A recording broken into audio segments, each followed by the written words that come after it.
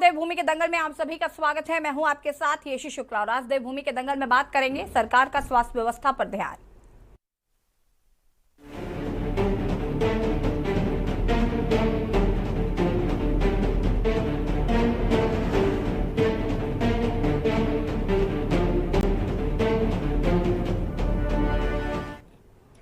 देश भर के तमाम राज्यों में हर सरकार अपनी रीढ़ की हड्डी यानी कि स्वास्थ्य सेवाएं दुरुस्त करने के लिए हर बेहतर प्रयास करती हैं। हर साल स्वास्थ्य महकमे को बेहतर प्रमुखता में भी रखा जाता है, जिसके लिए सबसे ज्यादा बजट भी सरकार इसी विभाग को देती है। लेकिन देवभूमि उत्तराखंड की राजधानी देहरादून में सरकारी अस्पतालों का हाल बेहाल है। देहरादून का सबसे बड़ा सरकारी अस्पताल दून मेडिकल कॉलेज की व्यवस्थाएं चरमराई हुई हैं। खासकर महिला चिकित्सा में तो गर्भवती महिलाओं को परेशानी झेलनी पड़ रही है। महिलाएं अस्पताल के बदतर हालात और बेड न मिलने से गर्भवती महिलाएं बाहरी रात गुजारने के लिए मजबूर हैं।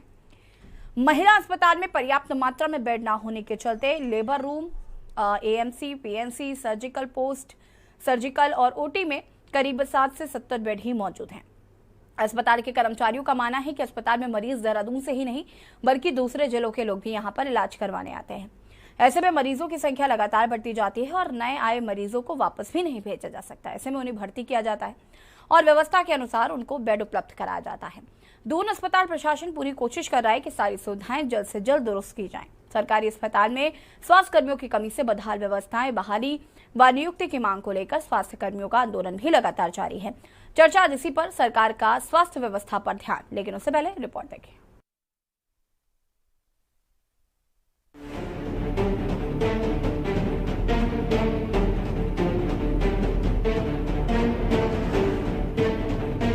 मेडिकल कॉलेज अस्पताल में स्वास्थ्य कर्मियों और कर्मचारियों की कमी के चलते मरीजों को परेशानियां हो रही हैं। वहीं स्वास्थ्य व्यवस्था भी बदहाल नजर आ रही है। अब इस पूरे मामले में स्वास्थ्य व्यवस्था पर ज्यादा कुछ न बोलते हुए स्टाफ की कमी का हवाला दिया गया है और स्टाफ को एजेंसी के माध्यम से रखने की बात कह रहा है, जिससे व्यवस्थाओं में और सुधार हो सके।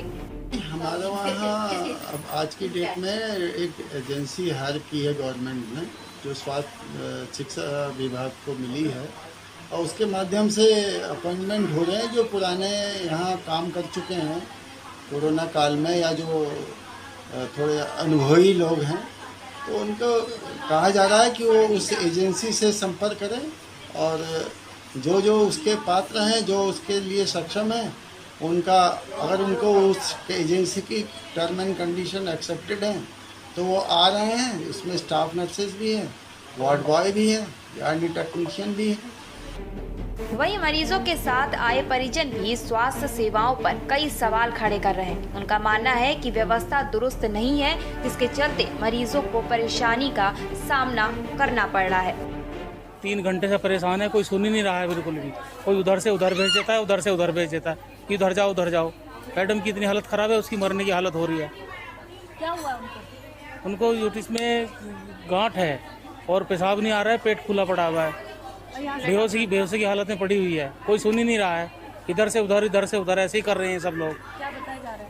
ये कहते थे वहाँ से चले जाओ, 4 नंबर चले जाओ, 6 नंबर चले जाओ, उधर जाते फिर उधर ही चले जाओ, यही सब हो रहा है। भाजपा का मानना है कि स्वास्थ्य व्यवस्था सेवाओं को दुरुस्त करने का काम हमारी सरकार लगातार कर रही है। अगर इसमें कोई भी शिकायत आती है तो जांच की जाएगी। अगर कोई भी दोषी होगा तो उसके खिलाफ कड़ी कार्रवाई की जाएगी। कहीं पर अगर जो इस प्रकार की हिला हवाली की जाती है तो निश्चित रूप से अगर जो हमारे संज्ञान में आता है, सरकार के संज्ञान में आता है, तो कार्रवाई की जाएगी। किसी भी दोषी को बख्शा नहीं जाएगा। हमारी प्राथमिकता है कि उत्तराखंड के प्रत्येक व्यक्ति को, चाहे वो महिला हो पुरुष हो, उसे स्वास्थ्य की सुविधाएं मिल सके और हम उसके लिए कृत संकल्पित हैं। हमारी सरकार उस पर काम कर रही है। अगर इस प्रकार की आपके माध्यम से हमारे में सूचना आई है तो उसको पूछवाएंगे। निश्चित रूप से अगर जो ऐसी कहीं घटना हुई है उसको दिखवा करके कार्रवाई की जाएगी।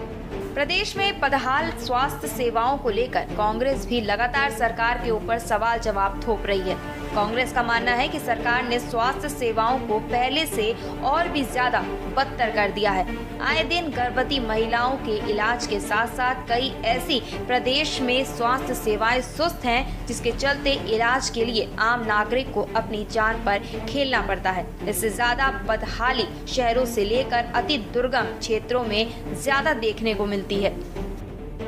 प्रदेश के अंदर स्वास्थ्य सेवाओं का बुरा हाल है। आप अगर पर्वतीय जनपदों में जाएंगे तो अभी रुद्रप्रयाग के अंदर आपने देखा होगा कि जच्चा और बच्चा दोनों अस्पताल के अंदर दम तोड़ देते हैं। हल्द्वानी के अंदर आपने देखा होगा कि अस्पताल के गेट पर जो है महिला प्रसव के लिए मजबूर होती है। और अभी हल्द्वानी में ही वहीं दूर गाँव में एक बेटी ने जो है सड़क पर बच्चे को जन्म दिया और बाद में उसके बच्चे को भी नहीं बचाया जा सका। तो अगर आप पर्वतीय जनपदों से ये सैकड़ों इस प्रकार की घटनाएं हैं जिसमें कि स्वास्थ्य विभाग लोगों को समुचित जो है सुविधाएं नहीं दे पा रहा है, नाकाम है, बिल्कुल फेल हो गया है। स्वास्थ्य सेवाओं को दुरुस्त करने के लिए हर प्रयास सरकार द्वारा किए जा रहे हैं, लेकिन मैदान से लेकर पहाड़ों पर संकट तब दिखाई देता है जब किसी मरीज को पहाड़ी क्षेत्रों में स्वास्थ्य के लिए कंधों पर डालकर अस्पताल तक पहुंचाया जाता है, जिसकी वजह रोडों की कनेक्टिविटी और स्वास्थ्य महकमे में कर्मचारियों की कमी को दर्शाता है। Rajesh Verma, bureau report, Dehradun. जी हाँ, तो एक तरफ जहां सरकार ये कहती है कि उनकी तरफ से स्वास्थ्य जो व्यवस्थाएं हैं वो दिन प्रतिदिन बेहतर करने की कोशिश की जा रही है। बात अगर हम करें विपक्ष की, तो विपक्ष कहीं ना कहीं लगातार हमलावर हो रहा है कि स्वास्थ्य व्यवस्थाओं को बिल्कुल भी व्यवस्थित नहीं किया जा रहा है। इसी पर आज हम चर्चा करेंगे कि आखिर स्वास्थ्य व्यवस्थाएं बेहतर क्यों नहीं हो रही। लेकिन उससे पहले इसी बीच प्रतापगढ़ से खबर आ रही है। प्रतापगढ़ से खबर आपको बता देते हैं। लखनऊ वाराणसी हाईवे पर हुआ हादसा। प्रतापगढ़ से खबर आपको बता दें कि छात्रों से भरी टेम्पो अनियंत्रित होकर पलटी। हादसे में चार छात्र छात्राएं गंभीर रूप से घायल बताए जा रहे हैं। सीएससी में मेडिकल कॉलेज रेफर किया गया है। सीएससी से मेडिकल कॉलेज रेफर किया गया है। प्रतापगढ़ से खबर। लखनऊ वाराणसी हाईवे पर हुआ हादसा। छात्रों से भरी टेम्पो अनियंत्रित होकर पलट गई है।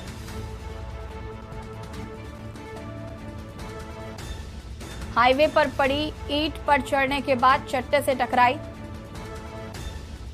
लीलापुर थाने के हंडौर में हुआ दर्दनाक हादसा। प्रतापगढ़ से खबर। लखनऊ वाराणसी हाईवे पर हुआ हादसा। छात्रों से भरी टेम्पो अनियंत्रित होकर पलटी।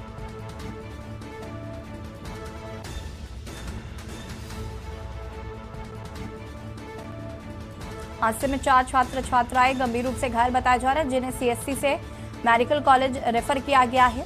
यूपी के प्रतापगढ़ में हुआ हादसा। लखनऊ वाराणसी हाईवे पर यह हादसा हुआ। छात्रों से भरी टेम्पो अनियंत्रित होकर पलटी। हाईवे पर पड़ी ईंट पछवाड़े के बाद चट्टे से टकराई। लीलापुर थाने के हंडौर में हुआ दर्दनाक हादसा।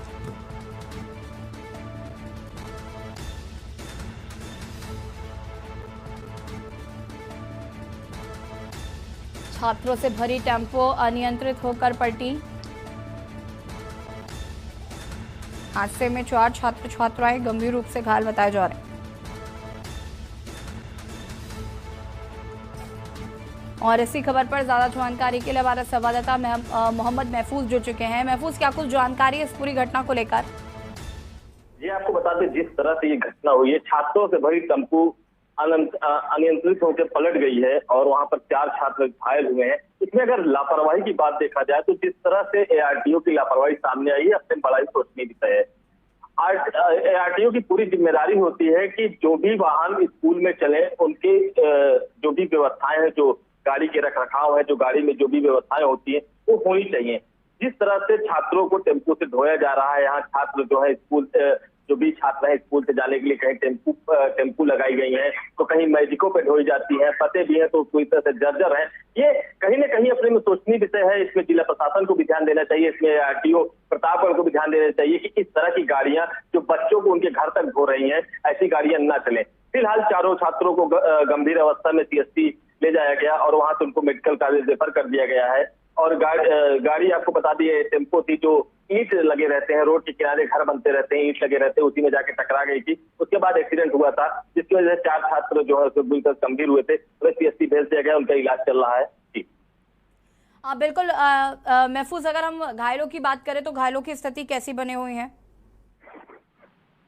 जी, घायलों की बात की जाए तो 3 बच्चे उसमें से खरोच आई है, उनको चोटें लगी हैं, ब्लड वगैरह निकले हैं, लेकिन एक बच्चा उसमें सीरियस है, उसके सर में भी चोट लगी है और उसके पैर भी फ्रैक्चर बताए जा रहे हैं। वहीं पुलिस ने टेम्पू को सीज कर दिया है, लीलापुर थाने में खड़ी करा दी गई है और उचित कार्रवाई की जा रही है। जी, बहुत शुक्रिया आपका जवाब जानकारी के लिए।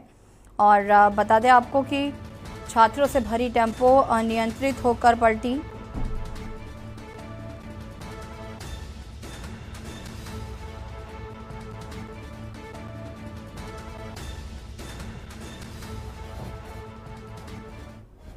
आठ 8:15 पे प्रतापगढ़ कचहरी से एक ऑटो जिसका नंबर UP 72 AT 9006 सवारी भरकर लालगंज की तरफ आ रहा था। लीलापुर से 3 स्कूली बच्चे व 2 और सवारी ऑटो में सवार हुए। जैसे ही हंडौर के पास पहुंचे, रोड के किनारे ईंट में ऑटो ले जा करके टक्कर मार दिया, जिससे उसमें बैठी हुई सवारियां घायल हो गई। तत्काल लीलापुर थाना प्रभारी विनीत उपाध्याय व जनता के व्यक्ति पहुंच गए। एम्बुलेंस के माध्यम से थाना अध्यक्ष लीलापुर व जनता के व्यक्तियों द्वारा सभी घायलों को उपचार हेतु अस्पताल भिजवाया गया। एक व्यक्ति ज़्यादा घायल होने के कारण लालगंज से उसको प्रतापगढ़ जिला अस्पताल रेफर किया गया है। ड्राइवर को गाड़ी को कब्जे में लेकर के वैधानिक कार्रवाई की जा रही है। और यहाँ पर देवभूमि के दंगल में आज हम बात कर रहे हैं स्वास्थ्य व्यवस्था पर सरकार का ध्यान। आपको बता दें कि स्वास्थ्य व्यवस्थाएं जिस तरीके से चरमरा रही हैं, और हमने अपनी रिपोर्ट में जो आपको तस्वीर दिखाई जिसमें कहीं ना कहीं लोग काफी लाचार बेबस भी नजर आ रहे हैं क्योंकि उनको इलाज नहीं मिल पा रहा है।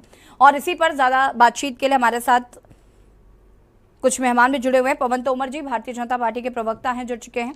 राजकुमार जायसवाल जी कांग्रेस प्रवक्ता हमारे साथ जुड़ चुके हैं। संगीता शर्मा जी आम आदमी पार्टी की प्रवक्ता है, जुड़ चुकी हैं। पीसी थपलियार जी वरिष्ठ यूकेडी नेता है, हमारे साथ जुड़ चुके हैं। और मोहम्मद तहसीन वरिष्ठ पत्रकार है, हमारे साथ जुड़ चुके हैं। आप सभी का बहुत बहुत स्वागत है। और सबसे पहले शुरुआत मैं करूंगी विपक्ष से। और राजकुमार जी, यहाँ पर अगर हम स्वास्थ्य व्यवस्थाओं की बात करें तो जैसे कि हमने अपनी रिपोर्ट में भी दिखाया कि कहीं ना कहीं हालात जो है वो बद से बदतर नजर आ रहे हैं। तस्वीर जो है वो काफ़ी स्वास्थ्य विभाग की काफ़ी खराब नजर आ रही है। क्या कुछ कहना है? मैं पहले सबकी प्रतिक्रिया लूंगी, उसके बाद इस पर विस्तार से चर्चा करेंगे। राजकुमार जी। प्रदेश की आप ये देखिए, पूरी जो स्वास्थ्य व्यवस्था है शुरू से ही गड़बड़ झाला रहा है इसमें जी। यहाँ पर जो भी चिकित्सक मिलेंगे या तो देहरादून में, हरिद्वार या धनसिंहगढ़, पहाड़ों पे कोई चढ़ना नहीं चाहता है। अभी आपने देखा होगा कि ये भी हमारी महिला के साथ ऐसी घटना हुई कि जो श्रम इस आधुनिक युग में भी श्रमसार करने वाली है। उत्तराखंड को कहाँ हम ले आना चाहते हैं, किस तरफ उत्तराखंड जा रहा है। कहीं ना कहीं कमजोर ये जो शासन प्रणाली है, इसका परिणाम जनता को भुगतना पड़ रहा है। आप लगातार देख रहे हैं कि हर 2-3 महीने बाद एक प्रसूता की मृत्यु की खबर जरूर आती है, और उसके बावजूद भी हमारा शासन प्रशासन उससे कोई शिक्षा लेकर उसमें सुधार नहीं कर रहा है। कहीं ना कहीं यहाँ पर मुख्यमंत्री या स्वास्थ्य मंत्री जो है, स्वास्थ्य वरिष्ठ अधिकारी हैं, उनके अंदर एक विल की कमी है कि उत्तराखंड को कुछ स्वास्थ्य सुविधाओं से युक्त प्रदेश बनाया जा सके। जो आज की जो लगातार जो घटनाएं हो रही हैं वो घोर निंदनीय है, और उत्तराखंड के हमारे जो नागरिक हैं उनको कुछ स्तर की स्वास्थ्य सुविधाएं मिलनी चाहिए। आज ये देखिए, कुछ स्तर की स्वास्थ्य सुविधाओं के लोग देहरादून आते हैं, उसके बावजूद सुविधाएं नहीं मिल पाती है। सरकार बड़े बड़े वादे करती है, बड़ी बड़ी बातें करती है कि हमने हल्द्वानी में, चंपावत में और पौड़ी में, श्रीनगर में बड़े बड़े मेडिकल कॉलेज खोल दिए हैं और हम लोग उनकी भर्ती कर रहे हैं। आप देखिए, एम्स हमारे यहाँ खुला तो एम्स में भर्तियां बाहर के लोगों की हुई है और वहाँ पर सुविधाएं नहीं है। आज भी आप देखिए कि एम्स में भी इतना गड़बड़ डाला है कि वहाँ उच्च स्तरीय डॉक्टर नहीं है और सुविधाएं नहीं मिल पा रही है। अभी वो अपॉइंटमेंट के लिए झगड़े चल रहे हैं। हर अधिकारी, हर नेता, स्वास्थ्य मंत्री और मुख्यमंत्री के रिश्ते आप चाहते हैं कि मेरे 2-4 लोग वहाँ पे चले जाए, अपॉइंट हो जाए, उनकी नियुक्तियां मिल जाए। आप ये देखिए, देहरादून जैसे शहर में यहाँ पर 1 यूनिट की अभी प्रॉपर व्यवस्था नहीं हो पाई है। कहीं ना कहीं आप कह लीजिए एक कैंसर हॉस्पिटल हरिद्वार में बनाने के लिए बात हुई है, वो इतने साल बाद अभी भी कंप्लीट नहीं हो पाया है, जिसमें लगातार मुख्यमंत्री लगातार अपने इंटरेस्ट में उसको काम नहीं हो पाया है। ठीक है, ठीक है। देखिए राजकुमार जी, हम इसी पर आगे बातचीत भी करेंगे कि आखिर ये जो स्वास्थ्य व्यवस्थाएं इस तरीके की देखने को मिल रही हैं, ये कब सुधरेंगी और कैसे सुधरेंगी। मैं आगे इस पर विस्तार से चर्चा करूंगी, आप पर रुक भी करूंगी। संगीता जी, क्या कुछ कहना है? देखिए यशी जी, 21 वर्ष बीत जाने के बाद भी यहाँ की उत्तराखंड की सरकारें तो बदली, लेकिन आज भी हमारी गर्भवती जो महिलाएं हैं उनके प्रसव का एक सुरक्षित इंतजाम आज भी नहीं हो पा रहा है। तो ये बहुत ही शर्म की बात है उत्तराखंड की सरकारों के लिए कि हम 75 साल देश को आजाद हुए होने वाले हैं, वर्षगांठ मनाएंगे, सब कुछ करेंगे, लेकिन आज भी महिलाएं अगर सड़क पर प्रसव करने के लिए मजबूर हैं तो कितनी दर्दनाक स्थिति है यहाँ की स्वास्थ्य व्यवस्था। जैसे कि मैं सिर्फ 1 जुलाई के रिकॉर्ड की बात करूं तो पिथौरागढ़ जिला, चंपावत जिला, रुद्रप्रयाग जिला, हल्द्वानी जिला, हरिद्वार जिला, ये इतने जिले अछूते हैं जो सड़क पर महिलाओं ने प्रसव ना किया। सिर्फ ये जुलाई का आंकड़ा है ये, और उससे पहले के तो अनगिनत आंकड़े हैं। मैं गिनाने बैठूंगी तो बहुत समय निकल जाएगा। अभी परसों जो घटना चंपावत में हुई उसमें महिला की जान चली गई। तो देखिए किस तरह की घटनाएं होती हैं कि परिवार के व्यक्तियों को, अपने लोगों को खोना पड़ रहा है। 30-30 किलोमीटर पैदल चल करके वो स्वास्थ्य अस्पतालों में पहुंचते हैं। 250 ऐसे रिमोट एरिया की सड़कें हैं जो बिल्कुल लावारिस है, जिन पर किसी का ध्यान नहीं है, ना उन पे काम करने की स्थिति है। पिथौरागढ़ का एक हिपा गांव है, वहाँ 1000 की आबादी है यशी जी, और वहाँ एक भी अस्पताल नहीं है। अगर किसी को बुखार भी आए तो उन्हें खालौट गौचर जाना पड़ता है इलाज के लिए। तो कितनी अव्यवस्था है। हम बात करते हैं हम कोरोना से लड़ रहे हैं, हम बड़ी बड़ी बातें तो बहुत करते हैं, लेकिन आप धरातल पर देखिए कि क्या स्थिति है। तो बहुत दुख होता है, पीड़ा होती है कि आज ही हम इस स्थिति में है। कहाँ हम आसमान छूने की बात कर रहे हैं, कहाँ हम डिजिटल इंडिया की बात कर रहे हैं, और ऐसी स्थिति। तो ये बड़ी बड़ी बातें ना करके अगर हम स्वास्थ्य व्यवस्थाओं पर भी काम नहीं कर पा रहे हैं, जो एक बहुत बुनियादी जरूरत है देश के लिए भी और प्रदेश के लिए भी, तो सबसे पहले तो इस बुनियादी जरूरत पर ध्यान दीजिए। ये भाजपा सरकार जो हजारों करोड़ रुपए केवल एक एडवर्टाइजमेंट में खर्चा करती है, आप उस पैसे का प्रयोग स्वास्थ्य व्यवस्थाओं के लिए कीजिए, खुद ही एडवर्टाइजमेंट हो जाएगा। अगर ऐसी घटनाएं हमें अखबार में पढ़ने को नहीं मिलेंगी कि इस जिले में गर्भवती महिला की मृत्यु हो गई, इस जिले में गर्भवती महिला ने सड़क पर प्रसव किया। ठीक है संगीता जी, इस पर मैं आगे विस्तार से चर्चा करेंगे और इसका जवाब भी लेंगे पवन जी से। पीसी थपलियाल जी, क्या कुछ कहना है व्यवस्थाओं को लेकर? जी, आपका जो एक सवाल आपने खड़ा किया कि कब और कैसे, क्योंकि कब ये स्वास्थ्य व्यवस्थाएं ठीक होंगी और कैसे होंगी, इस पे हमें जोर देना चाहिए। हम सब जितने पैनल में बैठे हुए हैं, हम सब जानते हैं कि स्वास्थ्य व्यवस्थाएं एक चैलेंज के रूप में, एक चुनौती के रूप में हमारे सामने खड़ी रहे। और जब हम पुराना टाइम देखते हैं, जब हम पहले छोटे थे, तो मेरे देखते ही देखते यहाँ पे किसी को हार्ट अटैक होता था तो हमको चंडीगढ़ और दिल्ली जाना पड़ता था। उत्तराखंड में कहीं भी ऐसा हॉस्पिटल नहीं था जहाँ पे हार्ट पेशेंट को हम ले जा सकते थे। देखते देखते हम देख रहे हैं कि आज बहुत सारे हॉस्पिटल देहरादून में आ चुके हैं, चाहे प्राइवेट हो और चाहे सरकारी हो। और प्राइवेट में तो ये देखिए कि पश्चिमी उत्तर प्रदेश का पूरे जो जनता है अब यही आ रही है। हमारा देहरादून हब बन चुका है मेडिकल सुविधाओं का। लेकिन जहां तक सरकार की बात आती है तो उसमें हमने देखा है कि खडूली साहब जैसे ने भी बहुत अच्छे प्रयास किए थे जब उन्होंने श्रीनगर मेडिकल कॉलेज में लड़कों को एडमिशन देते हुए कहा था कि तुम एक वो भरो, कागज भरो, एफिडेविट भरो और तुम शपथ लो कि तुमने इसके बाद अपने मेडिकल कंप्लीट करने के बाद पहाड़ों में अपनी सेवाएं देंगे। और उन्होंने बाकायदा भरा, उनको बहुत सस्ते में मेडिकल ट्रेनिंग दी गई, डॉक्टर बनाया गया, लेकिन वो सब मुकर गए, सब भाग गए। ये इसमें अब देखिए, मैं खानून जी के उस प्रयास का बहुत सराहना करता हूं। और यहां तक भी कर दिया गया था कि जब इन्होंने बोला कि श्रीनगर हॉस्पिटल को हम आर्मी को देना चाहते हैं, आर्मी इसको टेकअप करे, क्योंकि आर्मी की जो मेडिकल सुविधाएं हैं पूरे वो बहुत ही चाक, उनका बहुत ही वेल ऑर्गेनाइज हैं। तो क्या हम उनसे क्यों नहीं सीख पाते? अगर आज देहरादून में मिलिट्री हॉस्पिटल है तो मिलिट्री हॉस्पिटल के जो मैनेजमेंट है उस मैनेजमेंट को ये नेता वो फिरसी के वो क्या बोलते हैं वो कपलिया जी, कई बार ना आपकी नीयत भी बहुत साफ होनी चाहिए। ये सब करने के लिए आपकी मंशा होनी चाहिए, एक सोच होनी चाहिए, और जब वो नजर नहीं आती तो फिर इस तरीके की चीजें होती। आपका विजन होना चाहिए, बिल्कुल एक सोच होनी चाहिए। पास विजनरी नेताओं का काल पड़ा हुआ है। वैसे लोग हैं जिन्होंने जो मतलब कहीं के लायक नहीं थे, आज मंत्री बने हुए हैं, और वो मंत्री कुछ जानते नहीं है, जिंदगी में कुछ काम ही नहीं। ठीक है कपलिया जी, आगे मैं इस पर विस्तार से चर्चा करूंगी आपसे, और भी इस पर जानकारी हासिल करेंगे।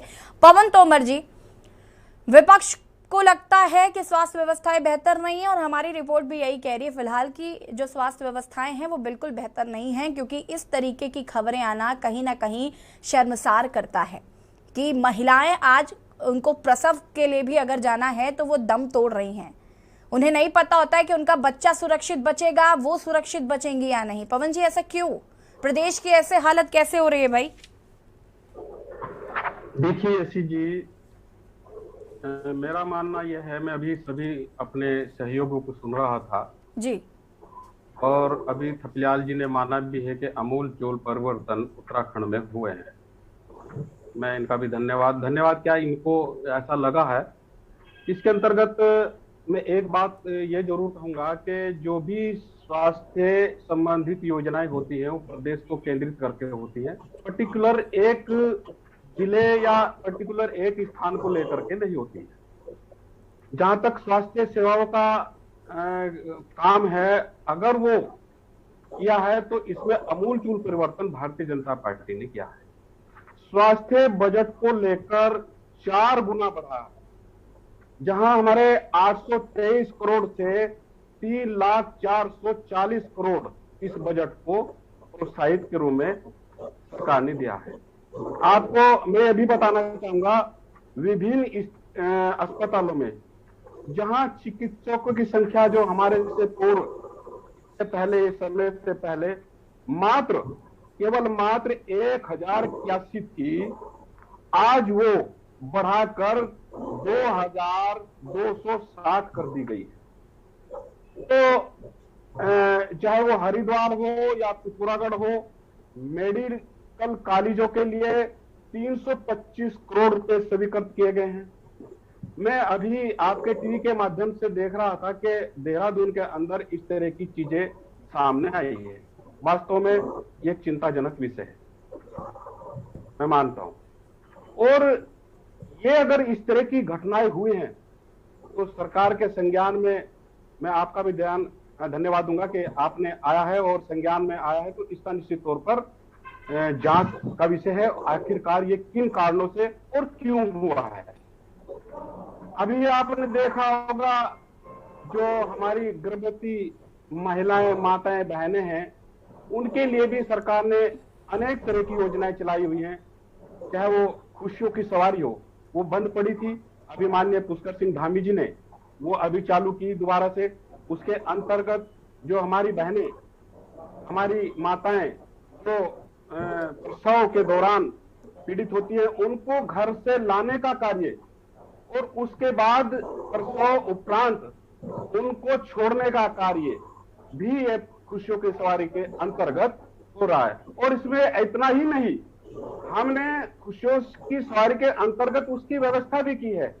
148 जहां 10-12 जो इस तरह की एम्बुलेंस उनको उठा करके 148 एम्बुलेंस का प्राविधान और उनकी व्यवस्था भी की है, तो धरातल पर वे चल रही है। और इससे अभी आपने देखा होगा, कुछ महिलाएं और कुछ हमारी माताएं इससे बड़ी खुश होकर के उन्होंने इंटरव्यू भी दिया, आपके टीवी पर भी कई जगह चला कि हमें बहुत सारी सुविधाएं उपलब्ध कराई गई हैं। तो मेरा मानना यह है कि इस तरह से जो सारी योजनाएं हैं वो पूरे प्रदेश को केंद्रित करके ठीक है पवन जी, इस पर आगे हम विस्तार से चर्चा करेंगे, क्योंकि ये तो बातें होंगी कि सरकार ने क्या किया, लेकिन कहीं ना कहीं हमें ये भी जानना है कि अब सरकार आगे क्या करेगी जब इस तरीके की तस्वीर आज देखने को मिल रही है। रुकिए छोटे से ब्रेक के लिए, जॉल हाजिर होते हैं।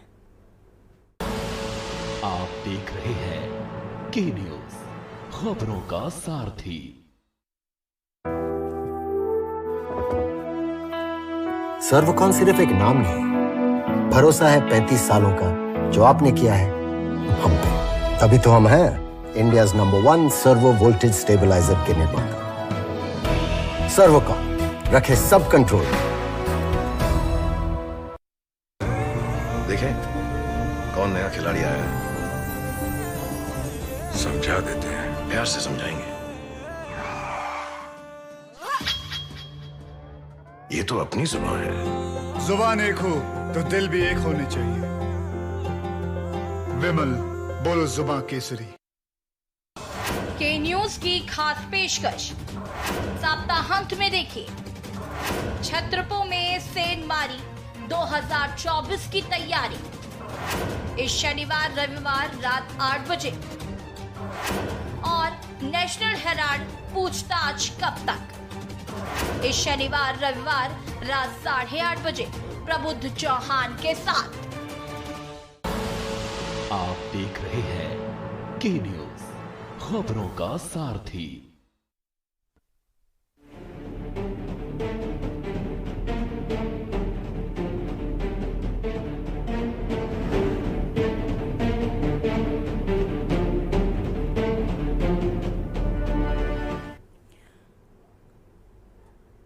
ब्रेक के बाद एक बार फिर से आप सभी का स्वागत है और आज बात कर रहे हैं सरकार का स्वास्थ्य व्यवस्था की ओर ध्यान।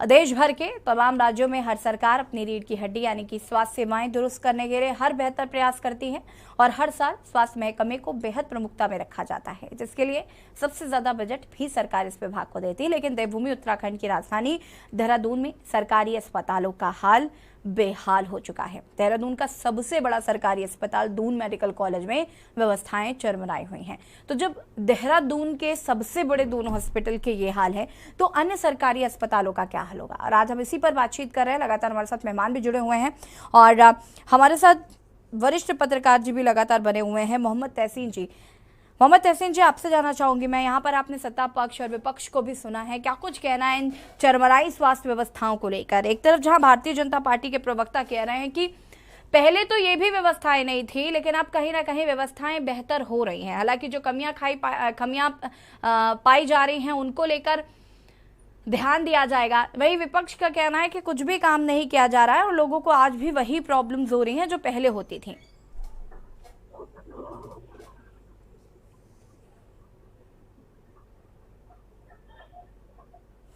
मोहम्मद तहसीन जी से लगता है संपर्क नहीं हो पा रहा, उन्हें और संपर्क करने की कोशिश करेंगे। राजकुमार जी, अब अपनी बात को पूरा कर सकते हैं। अभी हमारे भारतीय जनता पार्टी के प्रवक्ता पवन जी कह रहे थे कि बहुत कई गुना बजट बढ़ा दिया है। ये हमारा सौभाग्य कहें दुर्भाग्य कहें, आज ये जो बड़ा बजट है अगर इसका उपयोग उत्तराखंड के नागरिकों को उच्च स्तर की स्वास्थ्य सुविधाएं देने में पूरा उपयोग होता तो बहुत अच्छा होता। आज जितना भी बजट है उसका आप ये देखिए 70% ये बजट को स्वास्थ्य अधिकारी, स्वास्थ्य मंत्री और उससे ऊपर बैठे हुए लोग उसको चट कर जाते हैं। ये गलत, ये कहने से नहीं, आप आंकड़े तो बताइए, आप बताइए तो कहाँ गड़बड़ हुआ? ये भारतीय जनता पार्टी सरकार है, ये कांग्रेस सरकार नहीं है जो आपके प्रधानमंत्री कहते थे कि 1 रुपया जनता और नीचे स्तर पे केवल 10 पैसे पहुंचते हैं। यहाँ जो कहा जाता है वो किया जाता है। राजकुमार जी, ऐसा मत कहिए, आप मन गढ़ंत बातें मत करिए टीवी पर बैठ करके। जिम्मेदार व्यक्ति बताइए, आप हमारे दून हॉस्पिटल हो चाहे किसी भी जिले का हॉस्पिटल हो, आज वहां बैठे हुए डॉक्टर घूस देख वहां बैठ जाते हैं और बाहर की कंपनियों के इक्विपमेंट लिखवाते हैं। जो स्वास्थ्य हमें उपकरण चाहिए होते हैं बाहर की कंपनियों से मंगाते हैं, जो हमें दवाइयां चाहिए होती बाहर के मेडिकल स्टोर से मंगाते हैं। वो कहीं ना कहीं दलाली का काम, उनकी जांच कराइए अगर ऐसा है तो। खाली कहने से नहीं होगा। निकलते हैं अगर आपको लगता है कि ऐसा हो रहा है, हमें नहीं लगता कि ऐसा हो रहा है, आपको लगता है तो उसका एविडेंस तो दीजिए। निवारण नहीं हो रहा है, हर एक जगह दलाल बैठे हैं, हर साग उल्लू बैठा है। स्वास्थ्य विभाग का सबसे बड़ा बजट उत्तराखंड का, मगर स्वास्थ्य सुविधाएं सबसे खराब है। वो पैसा कहाँ जा रहा है या आप मुझे बताइए, कहाँ सुविधाएं मिल रही हैं? आप सरकार के प्रतिनिधि हैं, आप बताइए। आप या तो सुन नहीं रहे हो या आप केंद्रित नहीं कर रहे हो ध्यान को। पवन जी रुके राजकुमार जी रुके जरा। पवन जी, मुझे बात का जवाब दीजिए पहले तो कि जिस तरीके से राजकुमार जी जो बात कह रहे हैं कहीं ना कहीं मैं उस बात से सहमत हूँ कि पैसा आवंटित किया जा रहा है, पैसा दिया जा रहा है, बजट जो है वो लाया जा रहा है स्वास्थ्य सुविधाओं को लेकर, तो आखिर स्वास्थ्य सुविधाएं बेहतर क्यों नहीं हो पा रही हैं? जिस अस्पताल की हम बात कर रहे हैं, दून मेडिकल, एक सेकंड रुकी, मैं अपनी बात को पूरा कर लूं, उसके बाद मैं आपके पास ही आऊंगी। दून मेडिकल की अगर हम बात करें तो सबसे बेहतर कहा जाता था इसे एक टाइम पे, मैंने सुना है कि दून अस्पताल बेहतर है, लेकिन आज अगर ये तस्वीरें देखने को मिल रही हैं, वहां पर जब हमारे संवाददाता ने वहां पर बातचीत भी की तो पता चला कि 70-80 बेड है कुछ, और उसके बाद वहां पर जब और लोग आते, क्योंकि सिर्फ दून से ही नहीं आते हैं, अलग अलग और भी जिलों से वहां पर पहुंचते हैं, बेडों की कमी हो जाती है। अब उन मरीजों को वापस नहीं भेजा जा सकता है, तो ऐसे में कुछ व्यवस्थाएं वहां पर कराई जाती हैं। बेडों की कमी है वहां पर, स्वास्थ्य कर्मी नहीं है, कर्मचारी नहीं है, ये बात वहीं के लोग बता रहे हैं। तो आप मुझे बताइए कि जब वहीं के लोग इस बात को बता रहे हैं तो आप कैसे कह सकते हैं कि सुविधाएं बेहतर है या स्वास्थ्य व्यवस्था जो है वो बेहतर है? यसी जी, मैं वही कह रहा था। देखिए, जो जैसी विचारधारा का व्यक्ति होता है और जिस तरह की वो सोसाइटी में बैठते हैं, उनके मुंह से इसी तरह की बातें भी निकलती है। अभी आप हमारे भाई कांग्रेस प्रवक्ता जी बोल रहे थे कि साहब 70% जो बजट है वो डॉक्टर्स और मंत्री मिलकर के खा रहे हैं। देखिए, ये भारतीय जनता पार्टी की अगर सरकार आप लोगों के सहयोग से, यहाँ की जनता के सहयोग से बनी है, तो अगर आपके इस तरह की कोई बात है तो आप हमें बताइए, आपकी अपेक्षा हमसे है, ये मैं आपका स्वागत करता हूं। और दूसरी बात ये है, संकल्प बोल। पवन जी की आवाज हम तक नहीं पहुंच पा रही है। पीसी थपलियाल जी, अपनी बात को पूरा कर सकते हैं आप? थपलियाल जी, मैं वापस आऊंगी आपके पास। आपको बता दें कि सरकार एक तरफ जहां ये दावा कर रही है कि जो स्वास्थ्य व्यवस्थाएं हैं वो बेहतर हैं, लेकिन हम दून मेडिकल कॉलेज में अगर व्यवस्थाओं की बात करें तो वो चरमराई हुई हैं। खासकर जो महिला चिकित्सा में गर्भवती महिलाओं को परेशानी झेलनी पड़ रही है। महिलाएं अस्पताल के बदतर हालात और बेड न मिलने से गर्भवती महिलाएं बाहरी रात गुजारने के लिए मजबूर हैं। महिला अस्पताल में पर्याप्त मात्रा में बेड न होने के चलते labour room, AMC, PNC, surgical post, surgical और ओटी में करीब 60 से 70 बेड ही मौजूद हैं। और अस्पताल के कर्मचारियों का मानना है कि अस्पताल में मरीज देहरादून से ही नहीं बल्कि दूसरे जिलों के लोग भी यहाँ पर इलाज करवाने आते हैं। ऐसे में मरीजों की संख्या लगातार बढ़ती जाती है और नए आए मरीजों को वापस नहीं भेजा जा सकता। ऐसे में उन्हें भर्ती किया जाता है और व्यवस्था के अनुसार उनको बेड उपलब्ध कराए जाते हैं। दून अस्पताल प्रशासन पूरी कोशिश कर रहा है कि सारी सुविधाएं जल्द से जल्द दुरुस्त की जाएं। सरकारी अस्पताल में स्वास्थ्य कर्मियों की कमी से बदहाल व्यवस्थाएं, बहाली व नियुक्ति की मांग को लेकर स्वास्थ्य कर्मियों का आंदोलन भी लगातार जारी है।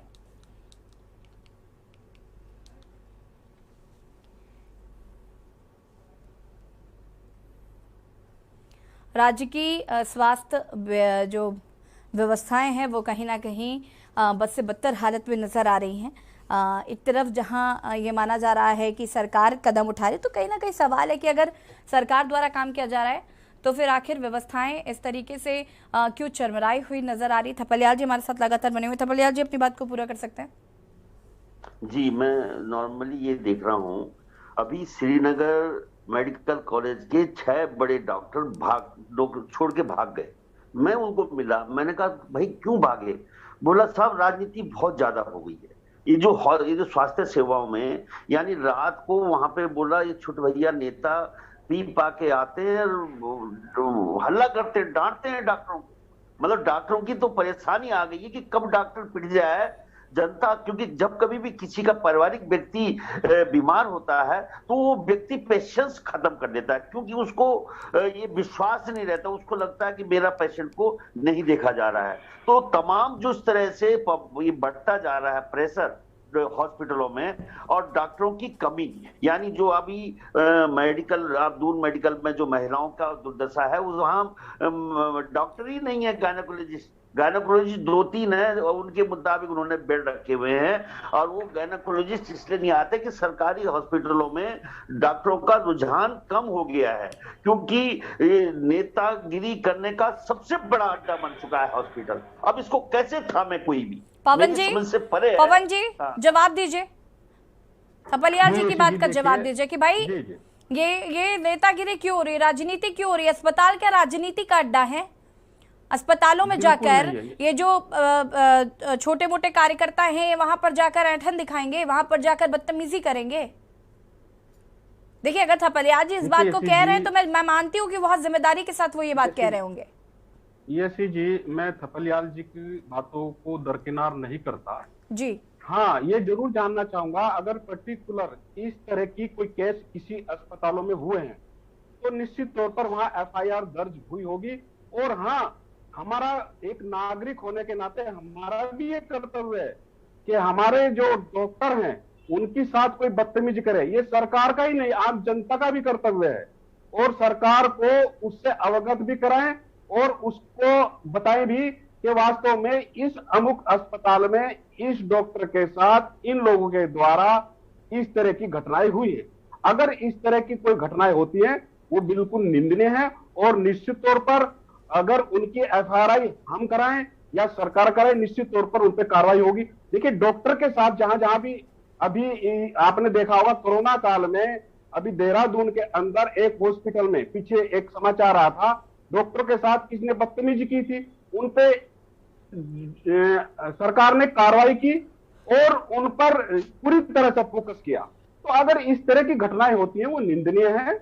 मैं समझता हूं इस तरह की घटनाएं हॉस्पिटलों में तो बिल्कुल नहीं होनी चाहिए, कहीं भी नहीं होनी चाहिए। दादागिरी और बदमाशी के लिए सरकार प्रतिबद्ध है और अगर इस तरह की पर्टिकुलर कोई हॉस्पिटल में हुई तो पवन जी देखिए, नहीं होनी चाहिए ये तो हम भी मानते हैं, लेकिन हो रही है ये कहीं ना कहीं शर्मनाक है और इस पर सरकार को ध्यान देना भी चाहिए। अगर आपने के न्यूज़ की स्क्रीन देखी हो, ये रिपोर्ट देखी हो पवन जी, तो आपने क्या तस्वीरों में देखा है कि गर्भवती महिलाएं जमीन पर बैठी हैं? क्या आप अभी तक इन तस्वीरों से रूबरू हुए हैं? गर्भवती महिलाएं जमीन पर बैठने को मजबूर हैं। मुझे पवन जी बताएंगे कि कहाँ ऐसा होता है, कौन से राज्य में ऐसा होता है? इस तरीके की तस्वीरें जब आती हैं तो कहीं ना कहीं ये बताता है कि प्रदेश में स्वास्थ्य व्यवस्थाएं किस तरीके से हैं। मैं अभी लगातार ये तस्वीरें देख रही हूँ क्योंकि ये टीवी स्क्रीन पर चल रही है और इसमें ये साफ नजर आ रहा है कि गर्भवती महिलाएं बेड ना होने की वजह से जमीन पर बैठी हैं। तो मुझे बताइए, कौन सुनिश्चित करेगा ये व्यवस्थाएं, कौन सुनिश्चित करेगा? पवन जी देखिए, डिबेट में आकर ये कह देने से कि हम व्यवस्थाओं में सुधार करेंगे, इससे काम नहीं चलेगा। धरातल पर बैठकर कहीं ना कहीं इन चीजों को सही करना पड़ेगा। ये जिम्मेदारी बनती है आपकी। और मैं तो कह रही हूं, अगर आप इसके बाद जब इस डिबेट से जाएं तो कहीं ना कहीं इन पूरी चीजों पर ध्यान दें, फोकस करें, मुख्यमंत्री तक इस बात को लेकर जाएं कि आज ये प्रदेश का हाल देखने को मिल रहा है। हमें देखिए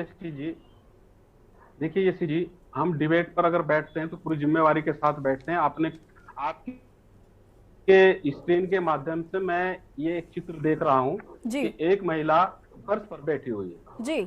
मैं बिल्कुल आपकी बात से सहमत हूँ। ये जो तस्वीर है ये वास्तव में गलत है और अगर इस तरह की तस्वीर है, निश्चित तौर पर मैं आपको आश्वस्त करता हूँ कि सरकार इस पर संज्ञान लेगी और संज्ञान लेने पर ये किन कारणों से, किन परिस्थितियों में, किस वजह से ये फर्श पर बैठी हुई है, इसकी पूरी जांच की जाएगी और जांच में जो भी दोषी होगा, जिसकी भी लापरवाही होगी, निश्चित तौर पर उस पर कार्रवाई अमल में लाई जाएगी। देखिए, मैं फिर भी वही कहा है कि खुशियों की सवारी के अंतर्गत हमने 128 जो एम्बुलेंस है वो दी। अगर समय पर उनका उपयोग हमारे परिवारजन, हमारे भाई बंधु, यदि उनको खुशियों के अंतर्गत उस एम्बुलेंस को पता लग जाए तो निश्चित तौर पर वहां से उनको लेकर आएंगी और लाने के उपरांत उनको पूरी मेडिसिन देने के उपरांत उनको वहां पर एडमिट करने के बाद जब प्रसव के उपरांत भी उनको वहां से लेकर के जाएंगे और उनको एक पूरी तरह से किट भी दी जा रही है। चलिए ठीक है पवन जी, आपको ये भी मालूम है, लेकिन जहां तक ये चित्र मेरे सामने आया है ये इस पर पूरी तरह से पवन जी, और यहाँ पर सिर्फ एक महिला नहीं है। अगर आप इस तस्वीर को ध्यान से देखेंगे तो इसमें सिर्फ एक महिला नहीं है, कई मरीज है जो जमीन पर बैठे हैं, उनके तीमारदार भी उनके साथ बैठे हुए हैं, मरीज भी जमीन पर बैठे हुए हैं। तो इसका मतलब है कि बेडों की कमी है, व्यवस्थाएं नहीं हो रही। भाई देखिए, स्वास्थ्य व्यवस्थाओं का क्या हाल है ये हमने कोरोना काल में देखा। कोरोना काल की वजह से ही पता चला कि पूरे देश की स्वास्थ्य व्यवस्थाएं कैसी हैं। लेकिन क्योंकि हम उत्तराखंड की बात कर रहे हैं तो उत्तराखंड में भी स्वास्थ्य व्यवस्थाएं बहुत ज्यादा बेहतर नहीं है। मैं मानती हूं कि चीज़ों में सुधार हो रहा है, देखिए क्योंकि वक्त बदल रहा है, चीज़ें बदल रही हैं, टेक्नोलॉजीज बढ़ रही हैं, कहीं ना कहीं हम डिजिटल की ओर अब अग्रसर हैं, तो देखिए चीज़ों में बदलाव तो होना निश्चित है, लेकिन वो बदलाव किस तरीके से हो रहे हैं, कैसे हो रहे हैं, इन पर भी ध्यान देना जरूरी है। मैं रुक करूंगी आपका।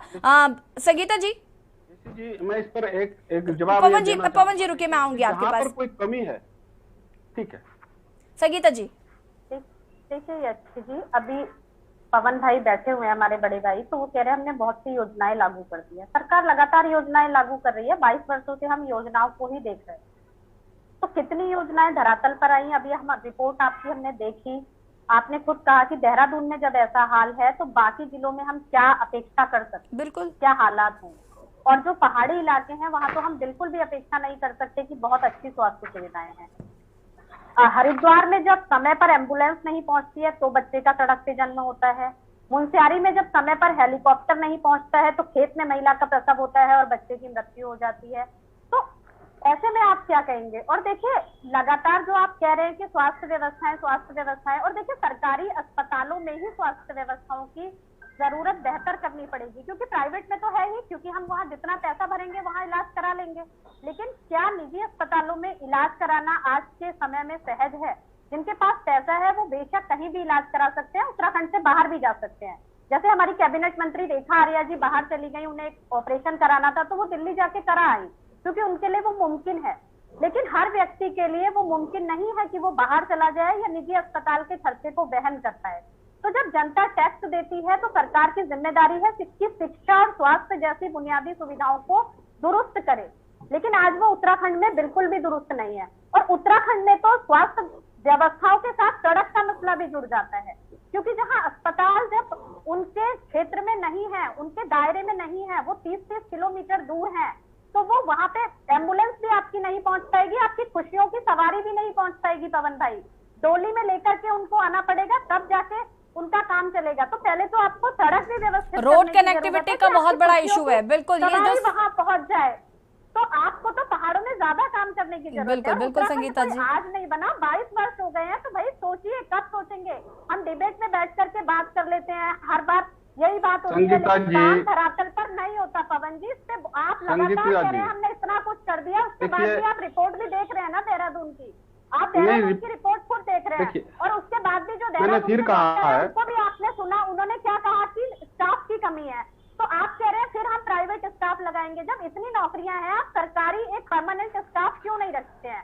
देखिए सारी चीजों को दृष्टिगत रखते हुए उत्तराखंड की व्यवस्था को दुरुस्त किया जाता है। इतने सारे बोर्ड ऐसा नहीं है, लेकिन आज भी वहाँ व्यवस्थाएं दुरुस्त नहीं है, तो बहुत दुख होता है कि यहाँ सुविधाएं मिलेंगी। यहाँ के अस्पताल को आप देखेंगे ना तो वहाँ अल्ट्रासाउंड भी नहीं हो पाता है। पहले 3 साल तक वहाँ लगभग अल्ट्रासाउंड बंद था, उसके बाद वहाँ एक डॉक्टर आए, हफ्ता 10 दिन 15 दिन रुके, उसके बाद आज की वर्तमान स्थिति में फिर वहाँ अल्ट्रासाउंड नहीं होता है। तो आप सोचिए जहाँ अल्ट्रासाउंड जैसी व्यवस्थाएं नहीं है महिलाओं के लिए, तो वो और क्या अपेक्षा रखेंगी? और सरकारी अस्पतालों में दवाई के नाम पे वही जो अभी कहा कि बाहर से लिख देते हैं, तो भाई जाइए बाहर से दवाई लेके आइए, आप अपना ट्रीटमेंट कराइए। तो इससे बढ़िया लोग सोचते हैं हम प्राइवेट में ही चले जाएंगे, वहीं इलाज करा लेंगे, दुगना। बिल्कुल ठीक बात है संगीता जी। और जो नहीं लगा पाते हैं वो दम तोड़ देते हैं। तो ठीक है, इस पर काम कीजिए, बातें हम कभी भी कर लेंगे, आपको जिम्मेदारी जनता ने दी है तो आप धरातल पर काम। संगीता जी, मैं इसमें एक बात कहना चाहूंगा। देखिए आप जो कह रहे हैं सरकार अपनी जिम्मेवारी को बखूबी समझ रही है। आप एक बात मैं आपसे प्रश्न करता हूं, जहां इससे पूर्व देखिए सुनिए, जहां इससे पूर्व 1081 मात्र 1081 जो हमारे पद सर्जित थे, आज वहां पर 2260 नियुक्ति हो चुके और कार्य चिकित्सक के रूप में कर रहे हैं। और पवन जी जो लोग आंदोलन कर रहे हैं, पवन जी और जो लोग आंदोलन कर रहे हैं, कुछ कर्मचारी आंदोलन कर रहे हैं, 2735 मैं वही बता रहा हूँ, आप सुनिए तो सही। अरे भाई आप सुनोगे तभी तो पाऊंगा। 2735 पद सर्जित है, ठीक है ना। उसके सापेक्ष 2260 चिकित्सक विभिन्न अस्पतालों में कार्यरत है, जहां इससे पूर्व कई वर्षों पूर्व मात्र 1081 पद थे, 1000 केवल डॉक्टर थे। अरे सुनिए, आप करना चाहते हैं क्योंकि 5 साल से भी आप हैं और अभी भी आप हैं, तो हमें वर्तमान 5 साल से हम हैं, जो चीजें 5 साल से यदि हम हैं तो आप ये भी मानेंगे, आप ये भी मान रही हैं कि जहाँ 1000, आप ये भी तो मानो ना कि 2735 के सापेक्ष 2260 पद अगर दिए तो देखिए संगीता जी रुकिए जरा, संगीता जी रुक जाइए प्लीज, रुक जाइए प्लीज, रुक जाइए पवन जी और संगीता जी प्लीज रुक जाइए। हमने अस्पतालों की बढ़ोतरी की है, प्रत्येक जिले में अस्पताल निर्माण अधीन है, एम्स निर्माणाधीन है, सैटेलाइट हम वहाँ से दे रहे हैं। आप पर्टिकुलर देखिए, मेरी बात सुनिए संगीता जी, आप मेरी बात का आप मेरी बात का सुनिए, देखिए मेरी बात सुनिए, आप केवल एक बात को देहरादून को पकड़ के बैठ गए। उत्तराखंड कितना बड़ा राज्य है, ये भी आप मेरी बात सुनिए, मैं कह रहा हूँ, अगर मैं शेषी जी, मैं आपके माध्यम से एक बात एनजी को बताना चाहता हूँ, जब जिले में ऐसे हालात हैं तो बाकी जगह तो हम क्या कल्पना मैं उस अब जवाब तो सुनिए ना, देखिए मैं वही कह रहा हूँ, देखिए मैं वही बात आपको बताना चाह रहा हूँ। एक मिनट दीजिए मुझे जरा। अरे नहीं, आप तो संतुष्ट इससे नहीं हो पाएंगे ना, क्योंकि आपको तो करना है, ये धरातल पर देखिए पवन जी रुकिए, पवन जी प्लीज, अरे पवन जी रुक जाइए, पवन जी रुकिए प्लीज, रुक जाइए, उनकी बात का जवाब दे रहा हूँ। ठीक है, अरे पवन जी रुकिए, तो मैं उत्तर दिए ना, आप 4 आदमी बैठे हुए हैं और मेरे से क्वेश्चन कर रहे हैं, सबसे कम समय आप मुझे दे रहे हैं। पवन जी देखिए, पवन जी सुनिए, पवन जी सुनिए, तो कम समय आपको नहीं दे रही हूँ मैं, सबसे ज्यादा समय मैंने आपको ही दिया है यहाँ पर, क्योंकि आप सभी के सवालों के जवाब दे रहे हैं, सबके पास तो मैं सिर्फ एक बार जा रही हूँ। लेकिन मेरी बात, पवन जी पहले 1 मिनट मेरी बात तो सुन लीजिए कि मैं क्या कहना चाहती हूँ, सुन लीजिए। देखिए, मैं ये डिनाई बिल्कुल नहीं कर रही हूँ कि भारतीय जनता पार्टी ने कुछ नहीं किया है। जो आंकड़े आप मुझे बता रहे हैं, ये आंकड़े मुझे मालूम है, मैं जानती हूँ कि आप बेहतर कोशिश कर रहे हैं, मुख्यमंत्री जी भी इसी बात को कह रहे हैं, ठीक बात है। मैं लेकिन आपको प्रत्यक्ष तस्वीरें दिखा रही हूँ, जो हाल है मैं वो दिखा रही हूँ। कहते हैं प्रत्यक्ष को प्रमाण की आवश्यकता नहीं, आप मुझे आंकड़े बता रहे हैं, मैं आपको तस्वीरें दिखा रही हूँ। मैं सिर्फ ये कह रही हूँ कि देखिए, सरकार अपना काम कर रही है, लेकिन जो अंदर चीजें हो रही है उन पर भी तो आपको मनन मंथन करना पड़ेगा ना।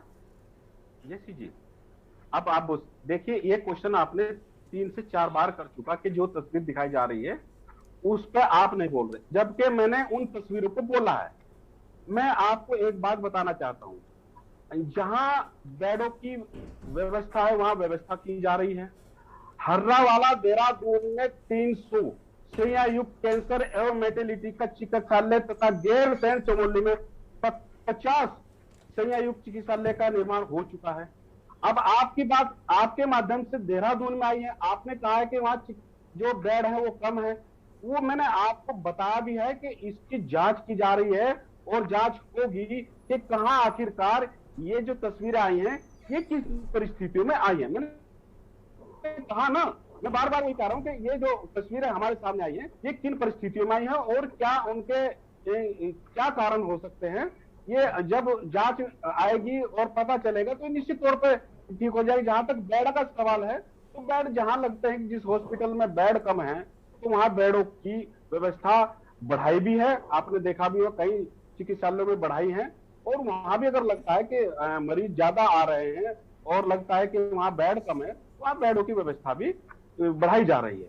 और मैं फिर एक बात कहूंगा कि वास्तव में अगर समय रहते हुए हम 108 एम्बुलेंस या खुशियों की सवारी के अंतर्गत जो एम्बुलेंस निर्गत की है, अगर समय रहते हुए हम समय को पहचान करके, माता और बहनों के स्थिति को पहचान करके समय से अगर हम सूचना दें, तो निश्चित तौर पर इस तरह की जो तस्वीर है वो मेरे ख्याल से नहीं आ पाएगी। पवन जी, मैं आप किसी और से सवाल कर सकती हूँ क्या? पर पहुंच जाएगी। जी ऐसी जी। पवन जी, मैं और भी लोगों से सवाल कर सकती हूँ ना? ठीक है। राजकुमार जी, देखिए, भारतीय जनता पार्टी ने क्या किया क्या नहीं इस पर तो हम बात कर ही रहे हैं, लेकिन कांग्रेस भी कटघरे में खड़ी होती है। यहाँ पर कांग्रेस इससे खुद को अलग नहीं कर सकती, क्योंकि 10 साल अगर आपने राज किया है तो 10 साल भारतीय जनता पार्टी ने किया। इस बार अलग बात है कि भारतीय जनता पार्टी फिर से सत्ता में काबिज है, लेकिन अभी उसके कुछ ही महीने बीते हैं। लेकिन आप भी यहाँ पर 10 साल रहे, स्वास्थ्य व्यवस्थाओं में कांग्रेस की सरकार में भी कोई बहुत अच्छी चीजें नहीं की गई थी स्वास्थ्य व्यवस्थाओं को लेकर। आज भारतीय जनता पार्टी जो कर रही है वो तो ठीक है, आंकड़ों के तौर पर पवन जी गिना रहे हैं, ये भी बता रहे हैं कि पूर्व में क्या था और प्रेजेंट में क्या चल रहा है, और ये बात आप भी बहुत अच्छे से जानते हैं। तो आज फिर जब इस तरीके की व्यवस्थाएं हैं तो कहीं ना कहीं आपको भी ये समझना होगा कि इन व्यवस्थाओं को बेहतर करने के लिए सरकार किस तरीके से कोशिशें कर रही है। ठीक है, आप विपक्ष में हैं, आपका काम आलोचना करना है, सवाल उठाना है, ठीक बात है, लेकिन आप खुद को भी तो कटघरे में खड़ा करेंगे ना कि आपने 10 साल क्या किया। जब ये कोरोना काल आया तो हमें पता चला कि अच्छा यहाँ पर इस अस्पताल में ये कमियां हैं, सिलेंडर नहीं है हमारे पास, अभी भी मतलब कितनी सारी चीजें हमें पता चली कि बेड नहीं है, स्वास्थ्य कर्मी नहीं है, कर्मचारी नहीं है। जब लोगों ने दम तोड़ना शुरू किया तो कहीं ना कहीं समझ में आया कि हम जैसे रीढ़ की हड्डी, आज हम जब इस डिबेट में मैंने शुरुआत की तो मैंने स्वास्थ्य व्यवस्थाओं को प्रदेश की रीढ़ हड्डी कहा था। तो कहीं ना कहीं हम समझ रहे कि जब रीढ़ की हड्डी हमारी इतनी कमजोर है तो प्रदेश कैसे चलेगा। राजकुमार जी, निश्चित रूप से कांग्रेस की सरकार रही है, अधिकतर समय यहाँ पर भारतीय जनता पार्टी का शासन रहा है। और जब कांग्रेस की सरकार थी, देखिए बुनियादी सुविधाएं कांग्रेस ने देना शुरू किया। इसका श्रेय जाता है माननीय एमडी तिवारी जी को, जो पूर्व मुख्यमंत्री थे। उनके समय में उत्तराखंड का बहुत विकास हुआ, हर क्षेत्र में हुआ है। आप ये देखिए, आज हमारी सबसे बड़ी समस्या जो उत्तराखंड की है, यहाँ पर एक वीआईपी कल्चर में हमारे हॉस्पिटल्स की हालत खराब की है। और दूसरा है, कोई भी व्यक्ति चाहे यहाँ श्रीनगर हमारे मेडिकल कॉलेज से पढ़ के आया हो, चाहे बाहर से आया हो, 1-2 साल जॉब करने के बाद, मैक्सिमम 5 साल के बाद वो पहाड़ से भागना शुरू कर देता है, प्लान कर जाता है। पहाड़ का व्यक्ति भी पहाड़ पर यहाँ पे जॉब नहीं करना चाहता, वहाँ पे डॉक्टर इलाज करना देना नहीं चाहता। उसको यहाँ पे बड़े मॉल चाहिए, यहाँ की बड़ी सड़कें चाहिए, यहाँ पे हवाई जहाज की सुविधाएं, ट्रेन की सुविधाएं। हमें ऐसे लोग चाहिए जो वहां पे मिशनरी की तरह काम करें और पहाड़ों में एक मिशन के रूप में लेके चले कि हमने पहाड़ के लोगों को कुछ स्वास्थ्य सुविधाएं देनी है। अब वर्तमान परिस्थिति को ध्यान में रखते हुए, जिस तरह कोरोना काल में वास्तव में लगा कि हम लोग कितने कमजोर हैं, हमारे स्वास्थ्य सुविधाएं कितनी कमजोर है। एक तो डॉक्टर पहाड़ पे चढ़ना नहीं चाहता, गलती किसी दबाव में चढ़ गया तो वहां से रिजाइन करके चला जाता है। और दूसरा कि कोई यहाँ पे रहता भी है तो उसका वो मुख्यमंत्री के वीआईपी ट्रीटमेंट चलाता है। ड्यूटी उसकी दोनों हॉस्पिटल में होती है, घूमता है मुख्यमंत्री काफिले में, या वीआईपी ट्रीटमेंट उनकी पत्नी बुला लेती है, या आईएएस अधिकारी उनको अपने घर पे बुला लेते हैं। तो जनता परेशान रहती है और वीआईपी कल्चर यहाँ चलता रहता है। एक तो डॉक्टरों को वीआईपी कल्चर से मुक्ति होनी चाहिए। और जब हम लोगों ने एक व्यवस्था करी थी, जब स्वास्थ्य मंत्री डॉक्टर निशंक थे और खंडूरी जी मुख्यमंत्री थे, तो उसमें कहा था 5 साल का। राजकुमार जी, मुक्ति की बात कर रहे हैं, मुझे तो लग रहा है पहले नियुक्ति होनी चाहिए, क्योंकि है ही नहीं, स्वास्थ्य कर्मी तो है ही नहीं। पहले तो हम नियुक्ति करेंगे ना, फिर तो आप मुक्त करेंगे उनको, उनकी जो ड्यूटीज लग रही है। अभी आप नहीं नियुक्तियां होती हैं, डॉक्टर्स की इतनी कमी नहीं जितनी पहले होती थी। आज डॉक्टर्स अवेलेबल है, कहीं ना कहीं सरकार की भी कमजोर नीतियां इसके लिए जिम्मेदार है। अगर अवेलेबल है तो सरकार की वजह से, सरकार की नीति इतनी कमजोर है कि डॉक्टर पहाड़ में रुकना नहीं चाहता, शिक्षक पहाड़ में रुकना नहीं चाहता है। कहीं ना कहीं पॉलिसी आप लोगों ने कमजोर। ठीक है राजकुमार जी, चूंकि वक्त की भी हमारे पास कमी है, मैं थपलिया जी का भी रुख कर लेना चाहूंगी। थपलिया जी, आप कुछ शुरुआती टाइम पे कुछ सुझाव देना चाह रहे थे, कुछ सुझाव दे रहे थे सरकार को, मैं चाहूंगी कि आप अपनी उस बात को पूरा कर सकते हैं। देखिए, जो स्वास्थ्य राज्य का लोगों का खराब होता जा रहा है, उसमें सबसे ज्यादा समस्या है अनएम्प्लॉयमेंट। मतलब आज जो हमारी महिलाएं, देखो, हमारी माओ ने हमें अपने ही घर में जन्म दिया है। उस समय हम लोग सड़कों पे नहीं जाती थी, जबकि कोई स्वास्थ्य सुविधा अवेलेबल नहीं थी और माताएं इतनी मजबूत थी। लेकिन आज हमारी पहाड़ की महिलाओं को देखोगे, उनका खून इतना कम हो रहा है कि डॉक्टर डरते हैं उनको एडमिट करने के लिए।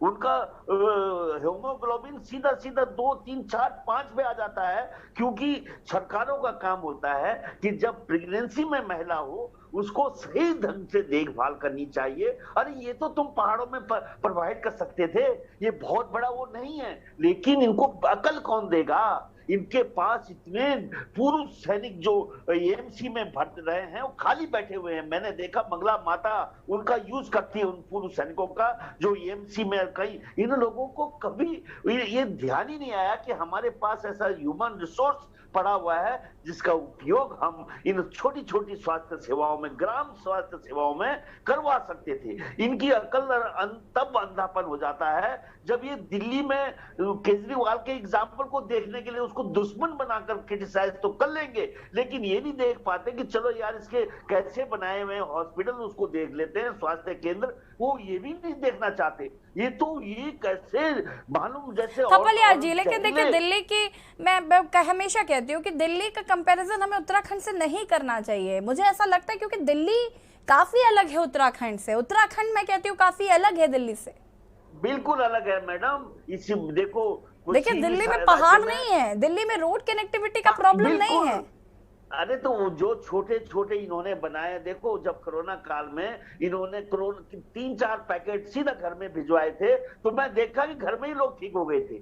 देखो मैं देखा नहीं करता कि केजरीवाल क्या कर रहा है। मैं जानता हूं कि केजरीवाल उत्तराखंड में वो सुविधाएं नहीं दे सकता, लेकिन हम सीख सकते हैं उसके जो छोटे छोटे वो बना रखे हैं वहां पे तुम ये ठीक है थप्पल यार जी। देखिए अब सरकार अपना काम कर ही रही है और उम्मीद करते हैं कि वो बेहतर तरीके से स्वास्थ्य व्यवस्थाओं को करे, क्योंकि सरकार की जिम्मेदारी है और हम उम्मीद करते हैं कि सरकार स्वास्थ्य व्यवस्थाओं को बेहतर करेगी। फिलहाल आप सभी का बहुत बहुत शुक्रिया चर्चा में शामिल होने के लिए। और यहाँ पर आज हम बात कर रहे हैं स्वास्थ्य व्यवस्थाओं को लेकर सरकार का ध्यान। हालांकि एक तरफ जहां तस्वीर देखने को मिलती है कि स्वास्थ्य व्यवस्थाएं कहीं ना कहीं अब बद से बदतर नजर आ रही, तो ऐसे में सरकार का भी मानना है कि वो लगातार इन स्वास्थ्य व्यवस्थाओं को बेहतर करने की कोशिश करेगा। देवभूमि के दंगल में फिलहाल तहीं देखते रहिए के न्यूज़ इंडिया। नमस्कार। इस कार्यक्रम के प्रायोजक करता है गोल्डी हिंग, कण कण में जान।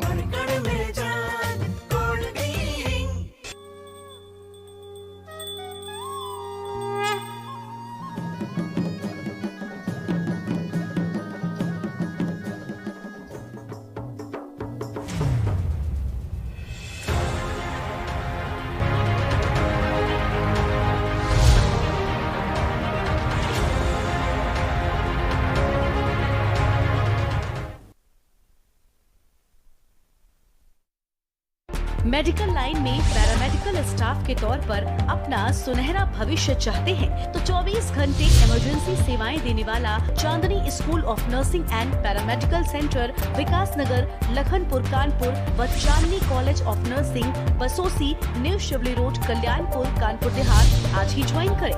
Registration open.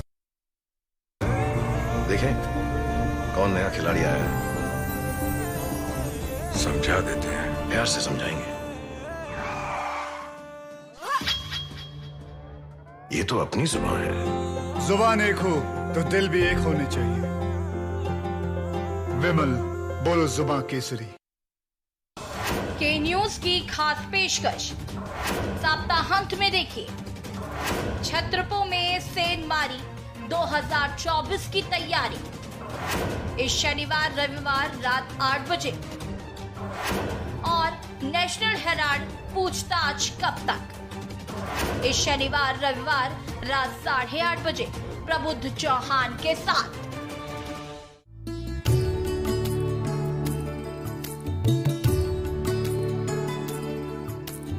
सावन का महीना शुरू होते ही केसरिया कपड़े पहने गंगा का पवित्र जल शिवलिंग पर चढ़ाने लाखों की तादाद में कांवड़िए अपने अपने घरों से निकल पड़ते हैं। लेकिन क्या आप कांवड़ यात्रा का पूरा इतिहास जानते हैं? कौन था सबसे पहला कांवड़िया? इसे लेकर अलग अलग क्षेत्रों में अलग अलग मान्यताएं हैं। कुछ विद्वानों का मानना है कि सबसे पहले भगवान परशुराम ने उत्तर प्रदेश के बागपत के पास पूरा महादेव का कांवड़ से गंगा जल लाकर जलाभिषेक किया था। परशुराम इस प्राचीन शिवलिंग का जलाभिषेक करने के लिए गढ़मुक्तेश्वर से गंगा जी का जल लाए थे। आज भी इस परंपरा का पालन करते हुए सावन के महीने में गढ़मुक्तेश्वर से जल लाकर लाखों लोग पूरा महादेव का जलाभिषेक करते हैं। गढ़मुक्तेश्वर को वर्तमान में ब्रज घाट के नाम से जाना जाता है। कुछ मान्यताओं के अनुसार भगवान राम पहले ऐसे कांवड़िए थे। उन्होंने बिहार के सुल्तानगंज से कांवड़ में गंगा जल भरकर बाबा दान में शिवलिंग का जलाभिषेक किया था। वहीं पुराणों के अनुसार कांवड़ यात्रा की परंपरा समुद्र मंथन से जुड़ी हुई है। समुद्र मंथन से निकले विष को पी लेने के कारण भगवान शिव का कंठ नीला हो गया और वे नीलकंठ कहलाए। परंतु विष के नकारात्मक प्रभावों ने भगवान शिव को घेर लिया। शिव को इन प्रभावों से मुक्त कराने के लिए उनके अनन्य भक्त रावण ने ध्यान किया। तत्पश्चात कांवड़ में जल भरकर रावण ने पूरा महादेव स्थित शिव मंदिर में शिव जी का जलाभिषेक किया। इससे भगवान शिव विष के नकारात्मक प्रभावों से मुक्त हो गए और यहीं से कांवड़ यात्रा की परंपरा का प्रारंभ भी हुआ। सभी कांवड़ यात्री बोल बम के संबोधन से एक दूसरे का मनोबल बढ़ाते हैं और स्थानीय लोग भी इनका स्वागत करते हैं। कांवड़ यात्रा में कांवड़ के भी विभिन्न रूप होते हैं। कांवड़ियों द्वारा विश्राम या भोजन के समय इस कांवड़ को जमीन पर नहीं रखा जाता। कांवड़ यात्रा लंबी और कठिन होती है, लेकिन लक्ष्य केवल एक ही होता है कि महादेव को जल चढ़ाना है। ये भगवान भोलेनाथ को पाने की साधना है।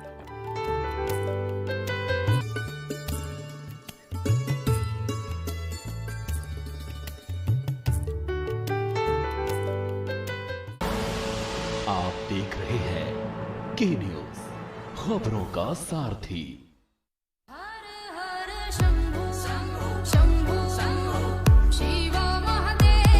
वो शरण जायज नहीं है, हराम है। हरे हरे शंभू, हरे हरे महादेव।